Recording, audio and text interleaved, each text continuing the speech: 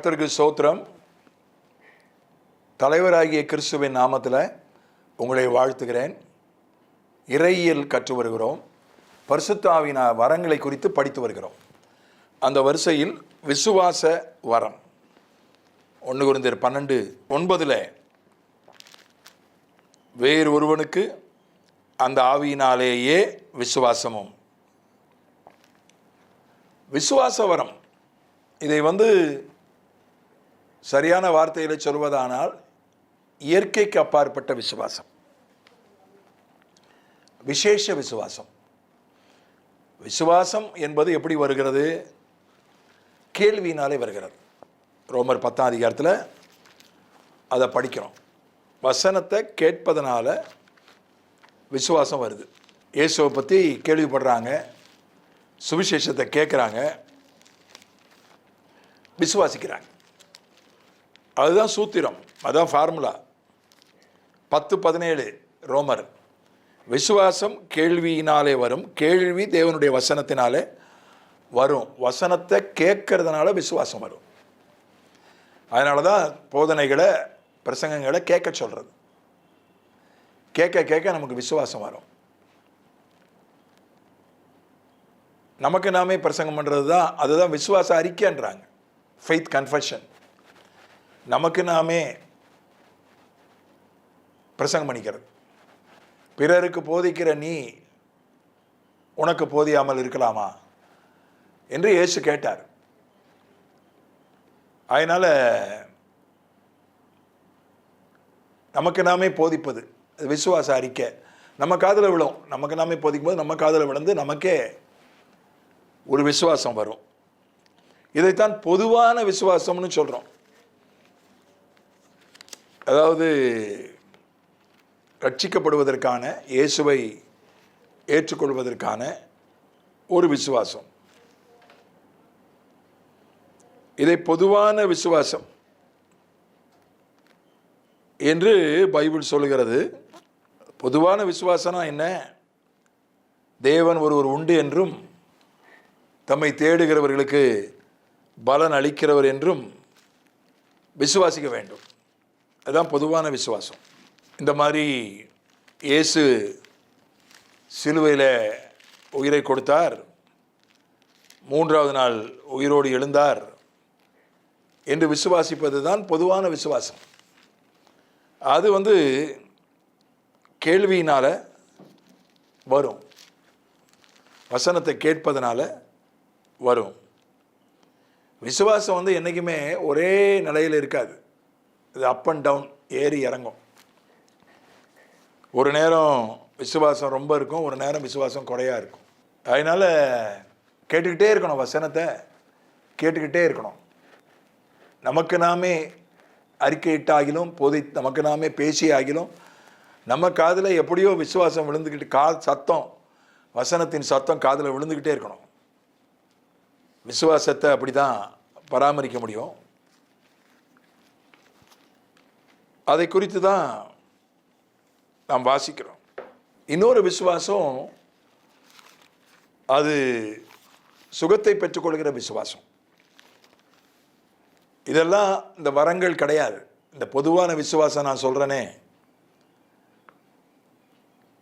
வசனத்தை காதால் கேட்பதால் வருகிற விசுவாசம், அந்த விசுவாசம் தேவன் ஒருவர் உண்டு, தம்மை தேடுகிறவர்களுக்கு பலன் அளிக்கிறவர் என்கிற விசுவாசம் இருக்கிறதே, அது வரம் கிடையாது.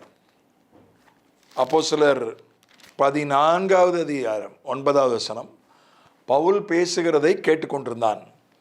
அவனை பவுல் உற்று பார்த்து, இரட்சிப்புக்கேற்ற விசுவாசம் அவனுக்கு உண்டு என்று கண்டு. இரட்சிப்புக்கு ஏற்ற விசுவாசம், இது தமிழில் ரொம்ப தெளிவான மொழிபெயர்ப்பு இல்லை. இங்கிலீஷில் பார்த்தீங்கன்னா ஃபெய்த் டு பி ஹீல்டு. அவன் நடக்க முடியாதவன், பிறந்ததுலேருந்து நடந்ததில்லை. பவுலுடைய பிரசங்கத்தை கேட்ட பொழுது அவனுக்குள்ள நான் சுகமாயிருவேன் அப்படின்னு ஒரு விசுவாசம் வந்துச்சு. ஃபெய்த் டு பி ஹீல்டு, சுகத்தை பெறுவதற்கான விசுவாசம். அந்த விசுவாசம் உண்டென்று கண்டு அவனை பவுல் உற்று பார்த்து ரட்சிப்புக்கு ஏற்ற விசுவாசம் அவனுக்கு உண்டென்று கண்டு நீ எழுந்து காலூன்றி நிமிர்ந்து நில் என்று உரத்த சத்தத்தோட சொன்னான். உடனே அவன் குதித்து எழுந்து நடந்தான். இது சுகத்தை பெற்றுக்கொள்வதற்கான விசுவாசம். இதுவும் வசனத்தை கேட்பதனால தான் வரும். எபிரேயர் 11 பலவிதமான விசுவாசங்களை நம்ம பார்க்கிறோம். அதில் வரமும் இருக்கு, பொதுவான விசுவாசமும் இருக்கு, சுகத்தை பெற்றுக்கொள்கிற விசுவாசமும் இருக்கு. இன்னொரு விசுவாசம் வாக்கு தத்தங்களை சுதந்திரித்துக் கொள்கிற விசுவாசம். எபிரேயர்ல 6ஆம் அதிகாரத்தில் அதை படிக்கிறோம். 11ஆம் வசனம், நீங்கள் அசதியாயிராமல் வாக்குத்தத்தமான ஆசீர்வாதங்களை விசுவாசத்தினாலும் நீடிய பொறுமையினாலும் சுதந்திரித்துக் கொள்கிறவர்களை பின்பற்றுகிறவர்களாயிருந்து, விசுவாசத்தினாலும் பொறுமையினாலும் வாக்குத்தத்தங்களை சுதந்திரித்துக் கொள்கிறவர்கள். வாக்குத்தத்தங்களை சுதந்திரித்துக் கொள்வதற்கு விசுவாசம் தேவை. அது 3வது விதமான விசுவாசம். எபிரேயர் 11 பார்த்தீங்கன்னா எல்லாருக்கும் எல்லா விதமான விசுவாசமும் இருக்காது. ஆனால் அந்த பொதுவான விசுவாசம் எல்லாருக்கும் தேவை. சிலருக்கு சுகம் ஆயிரும்னு விசுவாசிப்பாங்க, சிலர் சுகம் ஆகாதுன்னு நினைப்பாங்க. எல்லாருக்கும் சுகத்தை பற்றி ஒரே மாதிரி விசுவாசம் இருக்காது. ஆனால் அடிப்படை விசுவாசம், பொதுவான விசுவாசம் எல்லாருக்கும் கட்டாயம். தேவன் ஒருவர் உண்டு, பலன் அளிக்கிறவர். இயேசு தேவனுடைய குமாரன், சிலுவையில் உயிரை கொடுத்தார், 3வது நாள் உயிரோடு எழுந்தார். கொடுக்கிற விசுவாசம், ஆபேலுடைய விசுவாசம். கொடுப்பதற்கு ஒரு விசுவாசம் வேணும். ஏன் தசமபாகம் கொடுக்கறதில்ல? அது தசமபாகம் நியாயப்பிரமாணத்தில் வந்தது அல்ல, அது ஆபிரகாம் காலத்தில் உள்ளது. அது விசுவாசத்தின் கிரியை. ஆகினால குறைந்தபட்சம் தசமபாகியமாகிலும் கொடுக்க வேண்டும் என்று நான் விசுவாசிக்கிறேன். நான் அதை செயல்படுத்துகிறேன், நடைமுறைப்படுத்துகிறேன், செய்கிறேன். ஏன் நிறைய பேர் தசமபாகம் கொடுக்கறதில்ல? 50,000 ரூபா வருமானம் வருது, 5,000 ரூபாயை கொண்டு போய் ஊழியத்துக்கு கொடுத்துட்டா நமக்கு பத்தாம போயிடும் அப்படின்னு ஒரு பயம், ஒரு சந்தேகம். அதனால கொடுக்கறதில்ல. எனக்கே 50,000 போதலை, குடும்பத்துக்கு துண்டு விடுது, அதில் கொண்டு ஒரு 5,000 ரூபாய் கொடுத்துட்டா எப்படி தேவை சந்திக்கப்படும். ஆனால் விசுவாசன்றது என்ன? பயந்து கொடுக்கறது இல்லை. தசமபாகம் கொடுக்கலன்னா சில பாஸ்டர்மார் பயமுறுத்துவாங்க. தசமபாகம் கொடுக்கலன்னா உனக்கு ஆஸ்பத்திரி செலவு வரும், உனக்கு நஷ்டம் சேதம் வரும், பயமுறுத்துவாங்க. சில நேரங்களில் அது உண்மைதான், பயமுறுத்த வேண்டிய அவசியம் இல்லை. விசுவாசத்தினால் கொடுப்பது. நான் கொடுத்தா கர்த்தர் எனக்கு திரும்ப கொடுப்பாரு. எனக்கு துண்டு விழுந்தாலும் தட்டுப்பாடு வந்தாலும் கர்த்தர் எப்படி ஆகிலும் தேவையை சந்திப்பார் என்கிற விசுவாசம் இருந்தால் தான் கொடுக்க முடியும். விசுவாசத்தினாலே மரணத்தை காணாதபடிக்கு ஏனோக்கு எடுத்துக்கொள்ளப்பட்டான். அப்போல்லாம் எல்லாருக்கும் வயசு 1000 வயசு, 969 வருஷம், 930 வருஷம் என்று வாழ்ந்து கொண்டிருந்தார்கள். 365 வயசுலே ஏனோக்க கர்த்தர் சொல்றாரு, வா மேலே போயிடலான்னு. இன்னும் 600 வருஷம் வாழ வேண்டியது இருக்கு ஏனோக்கு. 3ல் ஒரு பாகம் தான் வாழ்ந்து முடிச்சிருக்கான். இப்போ இன்னைக்கு சொல்றதா இருந்தால் 40 வயசு தான் ஏனோக்குக்கு. இன்னைக்கு ஆயுசு கணக்குப்படி பார்த்தா ஏனோக்குக்கு 40 வயசு. 40 வயசில் கர்த்தர் ஏனோக்கை எடுத்துக்கிட்டார். விசுவாசத்தினால எடுத்துக்கொள்ளப்பட்டானா என்ன அர்த்தம்? அவனும் சரின்னு சொன்னதுனால தான் எடுத்துக்கொள்ளப்பட்டான். இல்லைனா வரமாட்டேன்னா ஆண்டவர் விட்டுட்டு போயிருப்பார். என்னவென்றால், மனைவி பிள்ளைகள் இருக்காங்க, எப்படி யார் பார்த்துப்பா? நான் போயிட்டேன்னா மனைவி பிள்ளைகளை யார் பார்ப்பா? குடும்பத்தை யார் பார்ப்பா? நடுத்தரில் நிற்பாங்களே, அப்படிலாம் அவன் யோசிக்கல. கர்த்தர் பார்த்துக்கிடுவார்.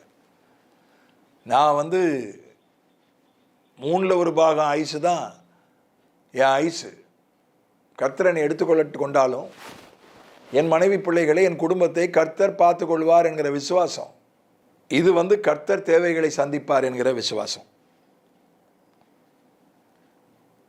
அதே போல் நோவா தற்காலத்தில் காணாதவைகளை குறித்து எச்சரிப்பு பெற்று பேழையை உண்டு பண்ணினான். 7ஆம் வசனம். கர்த்தர் சொன்னதை நம்புறது, எதிர்காலத்தில் கர்த்தருடைய ஆலோசனையை நம்புறது, கர்த்தர் சொல்றதை நம்புறது. எங்கள் ஊரில் ஒரு ஆண்டு விழா நடந்துச்சு, ஒரு சபையின் ஆண்டு விழா. அதுக்கு தலைமை தாங்க என்னை கூப்பிட்டுருந்தாங்க. அந்த ஊழியக்காரர் என்னுடைய மாணவர், பிரசங்கம் பண்ண வந்தவர், ஒரு இளம் பிரசங்கர், நல்ல மனுஷன், நல்ல ஊழியக்காரர். ஆனால் ஆண்டவர் எனக்கு சொன்னார், வரப்போகிற பிரசங்கியார் தப்பாக பிரசங்கம் பண்ணுவார், நீ அதை திருத்த வேண்டியிருக்குன்னாரு. நான் என்னால் ஒரு தந்திரம் பண்ணேன். என்ன பண்ணேன்னா, என்னை கடைசியில் தான் பேச சொன்னாங்க தலைமை உரை. நான் என்ன பண்ணேன், ஒருத்தர் பண்ண பிரசங்கத்தை திருத்தி நம்ம பேசணும்னா அது அவரை அவமானப்படுத்துகிற மாதிரி இருக்கும், கூப்பிட்ட ஊழியக்காரருக்கும் தர்ம சங்கடமாக இருக்கும். நான் முதல்ல பேசிடுறேன்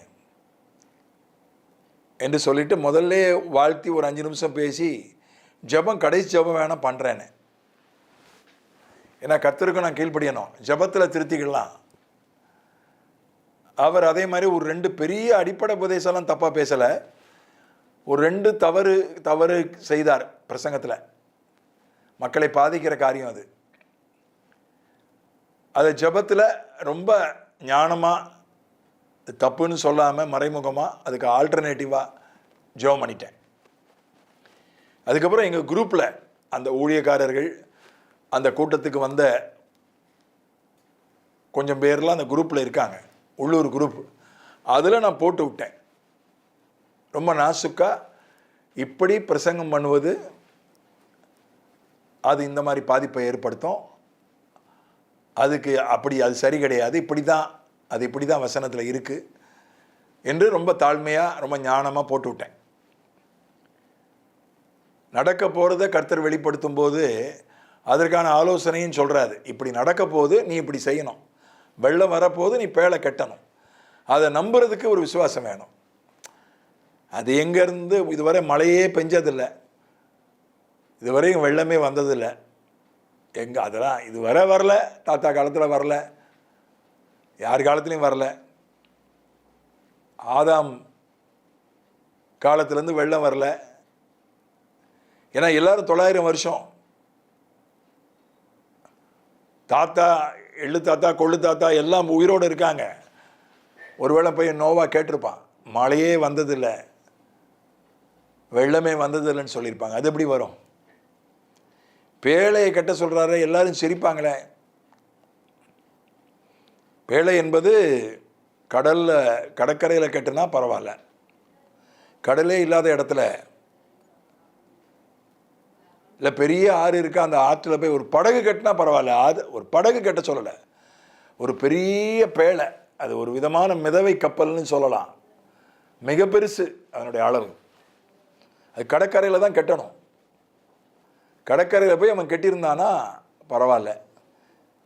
அது தலைப்பு செய்தியாகி வைரலாகி ட்ரெண்ட் ஆகி எல்லாம் சிரித்து கேலி பண்ணி,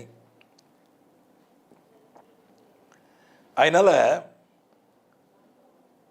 மனைவி பிள்ளைகள் மருமக்கள் ஏற்றுக்கொண்டார்கள், அது ஒரு பெரிய விஷயம். மற்றவங்களாம் ஏற்றுக்கொள்ளலை, கூட பிறந்தவங்களாம் சிரித்தாங்க, கூட பிறந்தவங்க ஏற்றுக்கொள்ளலை. சம்பந்தார் மருமக்களுடைய பெற்றோர் ஏற்றுக்கொள்ளலை, எல்லாரும் அதை நம்பலை, கேலி பண்ணியிருப்பாங்க, சிரிச்சிருப்பாங்க. அதில் வேலை செஞ்சவங்க நூற்றுக்கணக்கான ஒரு வேலை செஞ்சுருப்பாங்க. ஏன்னா அவ்வளோ பெரிய பேழை, ஒரு ஊர் அளவு அது. எத்தனை தச்சர்கள், எத்தனை கொல்லர்கள் வேலை செஞ்சுருப்பாங்க, உதவியாளர்கள் நூற்றுக்கணக்கில். யாரும் அதை நம்பலை. ஏதோ நமக்கு சம்பளம் கிடைக்குது, பிழைப்பு கிடைக்குது, வேலை செஞ்சாங்க. நோவா வருங்காரியத்தை குறித்து ஆண்டவர் சொன்னதை, ஆண்டவருடைய ஆலோசனையை நம்பி செயல்பட்டான். அது ஒரு விசுவாசம், கர்த்தருடைய வெளிப்பாட்டை நம்புகிற விசுவாசம். சிலர் நம்ப மாட்டாங்க, அது எப்படி நடக்கும் அப்படின்னு சொல்லுவாங்க. அதுக்கப்புறம் ஆபிரகாம் விசுவாசிகளின் தகப்பன் என்று ஆபிரகாமை குறித்து சொல்லப்பட்டிருக்கிறது. தான் போகும் இடம் இன்னதென்று அறியாமல் புறப்பட்டு போனான். 8ஆம் வசனம். தான் போகும் இடம் இன்னதென்று அறியாமல் புறப்பட்டு போனான். இது நிச்சயமா இயற்கையான விசுவாசம் இல்லை. இது விசுவாச வரம். ஏன்னா தனியாக போல மனைவி, வளர்ப்பு மகன், அத்தனை ஆயிரக்கணக்கான ஆடுகள், மாடுகள், ஒட்டகங்கள், கழுதைகள், நூற்றுக்கணக்கான வேலைக்காரர்கள், இவருக்கு ஒரு ஊரே போகுது. எங்கே போகிறோன்னு கேட்டிருப்பாலாம் இல்லையா? மனைவி கேட்டிருப்பாளே. மற்ற யாரும் கேட்டுக்காட்டோம், மனைவி கேட்டிருப்பா, எங்கே போகிறோம்? இல்லைம்மா, ஆண்டவர் இப்படி தெற்கு திசையில் போய் சொன்னார், மேற்கு திசையில் போய் சொன்னார். கானான் மேற்கில் இருக்குல்ல, மெசொப்பொத்தேமியாவிலேருந்து மேற்கில் இருக்கு. ஆண்டவர் மேற்கு திசையில் போ நான் சொல்கிறேன்னாரு. நான் சாராளாக இருந்ததுதான் சொல்லியிருப்பேன், சரிங்க நீங்கள் மட்டும் முதல்ல போங்க, போய் எங்கே கொண்டு போய் சேர்க்குறாருன்னு பாருங்கள், அது அது நாங்கள் எல்லாம் வந்து இருக்கிறதுக்கு ஏற்ற இடம்னா சொல்லுங்கள், ஆள் அனுப்புங்க, நாங்கள் வரோம். நான் சாராளாக தான் சொல்லியிருப்பேன். ஆனால் அவன் எல்லாரையும் கூட்டிகிட்டு போனான். இது விசுவாச வரும். தான் போகும் இடம் இன்னதென்று அறியாமல் புறப்பட்டு போனான். கொஞ்சம் யோசித்து பாருங்க. போகிற இடம், ஒரு பஸ் எங்கே போகுதுன்னு தெரியாமலே ஏறி போவீங்களா? ஒரு ட்ரெயின் எங்கே போகுதுன்னு தெரியாமல் ஏறி போவீங்களா? எப்படி டிக்கெட் எடுப்பீங்க? சரி, எங்கே போகுது இந்த பஸ்ஸு? கண்டக்டரை கேட்டால் அவர் நம்மளை மேலேயும் கீழேயும் பார்ப்பார். சரி, கடைசி எங்கே போகுது அங்கே டிக்கெட் கொடுங்க, கர்த்தர் சொல்லும்போது இறங்கிக்கிடலாம் அப்படின்னு நினைக்கலாம். ஆனால் தனியாக இருந்தால் பரவாயில்ல, ஒரு பெரிய கூட்டமே இருந்தால், ஒரு ட்ரெயினில் பாதி ட்ரெயின் நம்ம இருக்கோம், அப்படி இருந்தால் எப்படி அது? அப்படி ஒரு பெரிய நூற்றுக்கணக்கான கூட்டம். அதனால தான் முதல்ல விசுவாச வரம் வேலை செஞ்சது ஆபிரகாமுக்கு தான். அதனால தான் விசுவாச மார்க்கத்தார் ஆபிரகாமினுடைய பிள்ளைகள் என்று வேதம் சொல்லுகிறது.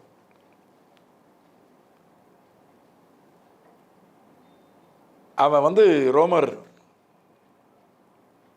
4ஆம் அதிகாரம் 17 படிக்கிறோம். அவன் வந்து நம்ப முடியாததை நம்பினான். தன்னுடைய குறையை பெரிதாக எடுத்துக்கொள்ளவில்லை, தன் மனைவியினுடைய குறையை பெரிதாக எடுத்துக்கொள்ளவில்லை. கர்த்தர் வல்லமை உள்ளவர் என்று நம்பினான், கர்த்தரை மகிமைப்படுத்தினான், விசுவாசத்தில் வல்லவனானான். இது ஒரு விசுவாச வரம். ஏன்னா முதன்முறையாக அவன் அதை செய்கிறான். அதுக்கு பின்னால் ரெபேக்காள், ஈசாக்கு ரெபேக்காள், அன்னாள், சகரியா எலிசபெத்து, மனோவா, இவங்கெல்லாம் அதை பின்பற்றினாங்க. ஆனால் முதல்ல இப்போ ஒருத்தருக்கு அது நடந்திருக்குன்னா அதை பின்பற்றிடலாம். ஒரு ப்ரெசிடென்ஸ் இருக்குது, ஒரு முன்மாதிரி இருக்குது. ஆபிரகாமுக்கு வயசாகி போச்சு, மனைவிக்கு ஏற்கனவே குழந்தை பெற்றுக்கொள்ள முடியாத உடல், வயசாகி போச்சு. அப்போ குழந்தை முதல் முறையாக, இது ஒரு ப்ரெசிடென்ஸ் இல்லை, முன்மாதிரி இல்லை அதுக்கு. அதனால அந்த ஒரு முன்மாதிரியை ஏற்படுத்துவதற்கு, ஒரு பிரசிடென்ஸை விசுவாசத்தில் ஒரு பிரசிடென்ஸை ஏற்படுத்துவதற்கு, விசுவாசத்திலே ஒரு முன்மாதிரியை ஏற்படுத்துவதற்கு விசுவாச வரம் தேவை. போகிற இடம் எதுன்னு தெரியாமலே போனான், அது ஒரு பிரசிடென்ஸ், அது ஒரு முன்மாதிரி. விசுவாசத்திலே அது ஒரு முன்மாதிரி. மற்றவர்கள் பின்பற்றக்கூடிய ஒரு விசுவாசத்தை முதல் முறையாக விசுவாசிப்பது, அதுக்கு விசுவாச வரம் தேவை. அதுக்கப்புறம் பார்த்தீங்கன்னா நிறையா இருக்கு.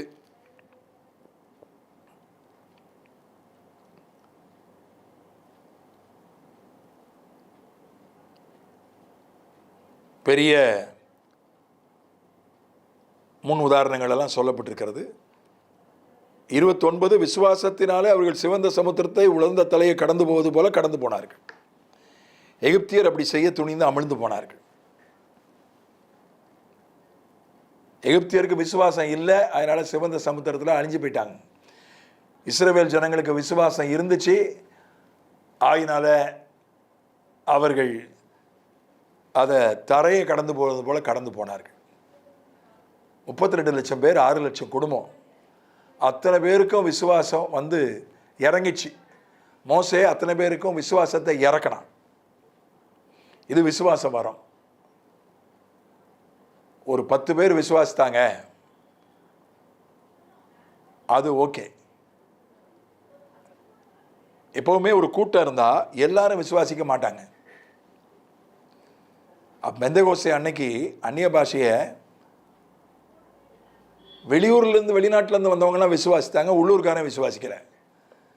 குடிகார பயல்வ குடிச்சிட்டு உளர்றாங்க அப்படி கேலி பண்ணார்கள். அங்க கூட 3000 பேர் தான் ரட்சிக்கப்பட்டாங்க, மற்றவங்க ரட்சிக்கப்படலை. எங்க நீங்க பார்த்தாலும் நாசரத்தில் சிலர் விசுவாசித்தார்கள், பலர் விசுவாசிக்கவில்லை. மற்ற இடங்களில் விசுவாசிக்காத கூட்டம் ஒன்று இருந்துச்சு. பெயல் சேபுலனால பிசாசுகளை துரத்துகிறான், இது பரிசுத்தாவி இல்லை அப்படின்னாங்க. எப்படி வந்து தேவதூஷணம் சொல்றான். கலிலேயாவிலிருந்து எந்த தீர்க்கதரிசியும் வரமாட்டாங்க, ஆயினால இது தீர்க்கதரிசி கிடையாது. இப்படியெல்லாம் விசுவாசிக்காத ஒரு கூட்டம் இயேசு கிறிஸ்து காலத்தில் இருந்துச்சு. ஒரு கட்டத்தில் 12 பேரை தவிர யாருமே விசுவாசிக்கல, எல்லாம் போயிட்டாங்க. லட்சக்கணக்கில் இருந்த கூட்டம் அப்படியே கரைஞ்சு 12 ஆயிடுச்சு. 32 லட்சம் பேரும், அதுவும் 10 தடவை முறுமுறுத்து தேசத்துக்குள்ள போகாத கூட்டம். அந்த சிவந்த சமுத்திரத்தை கடக்கும் போது மட்டும் முறுமுறுக்கல. எல்லாரும் விசுவாசத்திலே ஒருமைப்பட்டவர்களாய் கடந்து போனார்கள். அது விசுவாச வரம். ஒரு பெரு கூட்டத்தையே விசுவாசிக்க வைக்கிறது விசுவாச வரம்.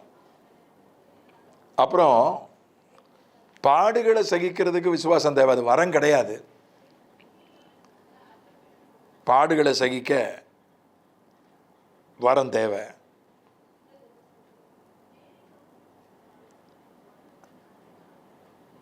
அங்க வாசிக்கிறோம்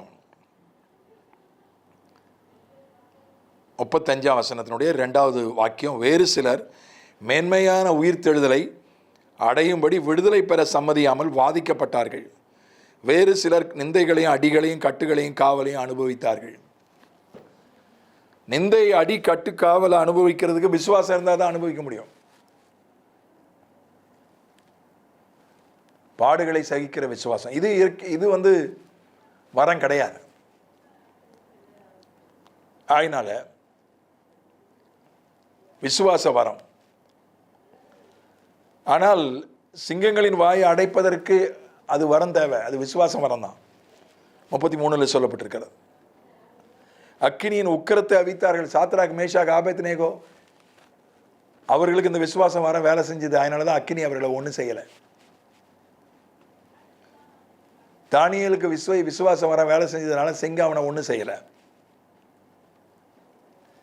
இன்னொரு முக்கியமான காரியம் மார்க் 11:23, எவனாகிலும் இந்த மலையை பார்த்து பெயர்ந்துண்டு சமுத்திரத்தில் தள்ளுண்டு போ என்று சொல்லி தான் சொன்னபடியே நடக்கும் என்று விசுவாசித்தால் அவன் சொன்னபடியே நடக்கும் என்று, அவன் சொன்னபடியே ஆகும் என்று மெய்யாகவே உங்களுக்கு சொல்கிறேன். யாரோ எவனாகினோம் எக்ஸோ ஒய்யோ செட்டோ மலையை பார்த்து நீ பெயர்ந்து கடல்ல போய் விழுன்னு சொல்லி தான் சொன்னபடியே நடக்கும் என்று இருதயத்தில் சந்தேகப்படாமல் விசுவாசித்தால் அவன் சொன்னபடியே ஆகும். இதுதான் வந்து தெய்வீக விசுவாசம், தேவனுடைய விசுவாசம், காட் கைண்ட் ஆஃப் ஃபெய்த். ஆண்டவரிடத்தில் இப்படிப்பட்ட விசுவாசம் தான் இருக்குது. அவர் என்ன சொல்றாரோ அதுபடி நடக்கணும்னு விசுவாசிக்கிறார். கர்த்தர் சொல்றதையே விசுவாசிக்க முடியலை. இப்போ நம்ம சொல்றதை எங்கிருந்து நம்ம விசுவாசிக்க முடியும்? விசுவாச வரத்தினுடைய இன்னொரு பகுதி என்ன? நான் ஒன்றை சொல்லிவிட்டு, நானாக சொல்லிவிட்டு, கர்த்தர் சொன்னதில்லை, நானாக ஒன்றை சொல்லிவிட்டு நான் சொன்னபடி தான் நடக்கும்னு நான் 100க்கு 100 நம்பினால் அது விசுவாச வரம். கெனத் இ ஏகின் இந்த வசனத்தின் அடிப்படையில் தான் ஊழியம் செய்தார். விசுவாசம் வரம் பெற்ற ஒரு மாபெரும் மனிதர். சமீபத்தில் தான் ஒரு 5-10 வருஷத்துக்குள்ளே தான் அவர் இறந்து போனார். சமகால மனிதர் கெனத் இ ஏகின். விசுவாச வரத்திற்கு 20ஆம் நூற்றாண்டில் விசுவாச வரத்திற்கு எடுத்துக்காட்டு அவர் தான்.